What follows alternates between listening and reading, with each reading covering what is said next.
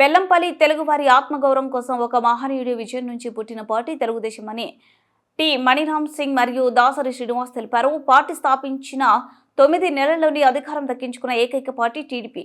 ఎన్టీఆర్ లాంటి వ్యక్తి మళ్ళీ పుట్టాలంటే మళ్ళీ ఎన్టీఆరే పుట్టాలి. తెలుగువారు ఉన్నంత వరకు పార్టీ ఉంటుంది. మనమంతా వారసులం మాత్రమే, పెత్తందారులం కాదు. టీడీపీని లేకుండా చేయాలని చూసిన వారు కాలగర్భంలో కలిసిపోయారు అని తెలిపారు. అదేవిధంగా తెలుగుదేశం పార్టీ ప్రజలకు చేసిన సేవలను గుర్తు చేసుకున్నారు. అనంతరం చిత్రపటానికి పూలమాలలు వేసి నివాళులు అర్పించారు. అనంతరం బైక్ ర్యాలీ నిర్వహించారు. ఈ కార్యక్రమంలో టీడీపీ నాయకులు, కార్యకర్తలు తదితరులు పాల్గొన్నారు.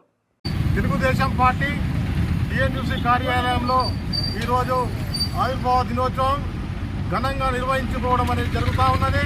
మరి స్వర్గీయ నందమూరి తారక రామారావు గారు అనతి కాలంలోనే అంటే 1982లో తెలుగుదేశం పార్టీని స్థాపించి ఆయన సినిమాలకే కాదు, నటననే కాదు, సినిమా యాక్టర్లు కూడా కాకుండా అదేవిధంగా మళ్ళీ రాజకీయ పార్టీని పెట్టి అది కూడా మన తెలంగాణ నడిబొడ్డున తెలుగుదేశం పార్టీ స్థాపించి అనతి కాలంలోనే 9 నెలల్లోనే దాన్ని మళ్ళీ ఆంధ్రప్రదేశ్లో సమైక్యాంధ్రంగా ఉన్నప్పుడు మనకు తెలుగుదేశం పార్టీని గెలిపించుకోవడం అని జరిగింది.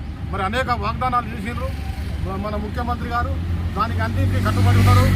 కాబట్టి మరి ఇప్పటికైనా కానీ అప్పుడు చేసినటువంటి వాగ్దానాలు 2 రూపాయల కిలో బియ్యం కానివ్వండి, తర్వాత మద్యపాన నిషేధం, జంత వస్త్రాలు, అదేవిధంగా డాక్రా గ్రూపులకు, డాక్రా మహిళలకు కూడా రుణాలు అనేది ఇవ్వడం జరిగింది.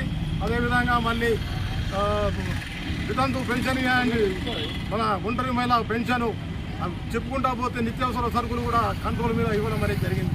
మరి దానికి కూడా ఈరోజు మరి మనం జ్ఞాపకం చేసుకుంటూ మరి సింగరేణిలో కూడా మరి ఆ రోజు మనకు 35 నుంచి 40 వేల మందికి కూడా కార్మికులకు పరుగు పందెం పెట్టి ఈ ఉద్యోగాలు ఇప్పించినటువంటి ఘనత కూడా తెలుగుదేశం పార్టీదే.